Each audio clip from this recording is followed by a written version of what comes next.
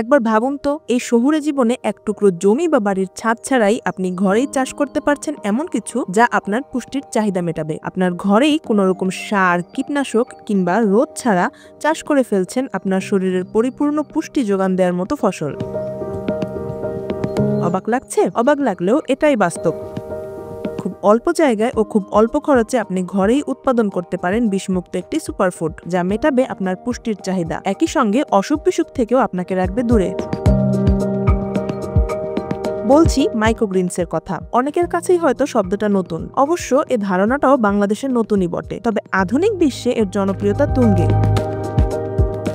আসুন জেনে নেই এই মাইক্রোগ্রিনস আসলে কি। মূলত যে কোনো সবজির বীজ অঙ্কুরোদ্গমের কয়েকদিনের মধ্যেই ওই চারা বা কচি পাতাগুলোকে বলা হয় মাইক্রোগ্রিনস, যা শুধু দেখতেই সুন্দর না, বরং পুষ্টিগুণে ভরপুর। ভিটামিন, মিনারেল আর অ্যান্টিঅক্সিডেন্টে ভরা এই মাইক্রোগ্রিন নিয়মিত খেলে রোগ প্রতিরোধ ক্ষমতা বাড়ে, ত্বক হয় উজ্জ্বল, দূর হয় শরীরের ভেতরে থাকা টক্সিন বা বিষাক্ত পদার্থ।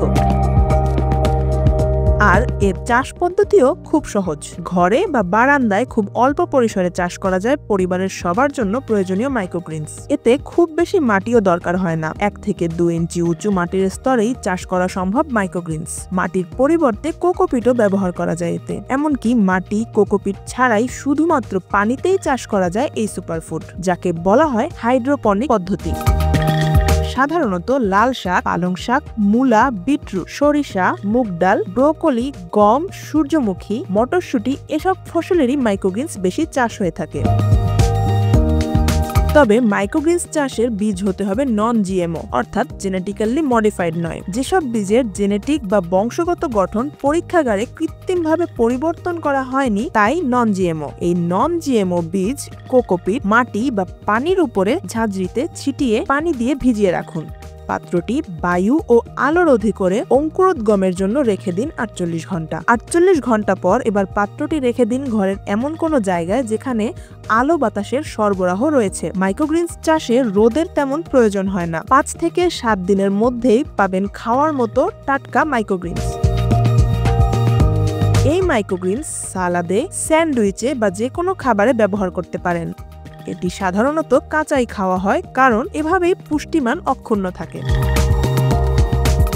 বাংলাদেশে এখনো এত জনপ্রিয় না হলেও স্বাস্থ্য সচেতন মানুষেরা ইতোমধ্যে নিজেদের খাদ্য তালিকায় যুক্ত করেছেন এই জাদুকরি খাবার। তাই দেশের বাজারে মাইক্রোগ্রিনের বাণিজ্যিক সম্ভাবনাও রয়েছে বেশ।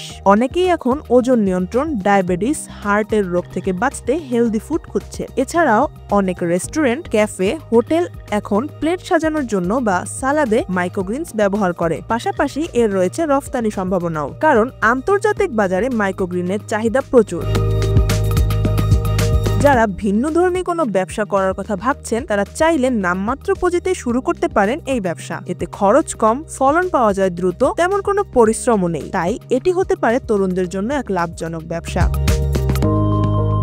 আপনি কি ভাবছেন? নিজের পরিবারের পুষ্টির চাহিদা মেটাতে চাষ করবেন মাইক্রোগ্রিনস, নাকি বাণিজ্যিকভাবে চাষ করে হয়ে যাবেন উদ্যোক্তা? জানাতে পারেন কমেন্টে।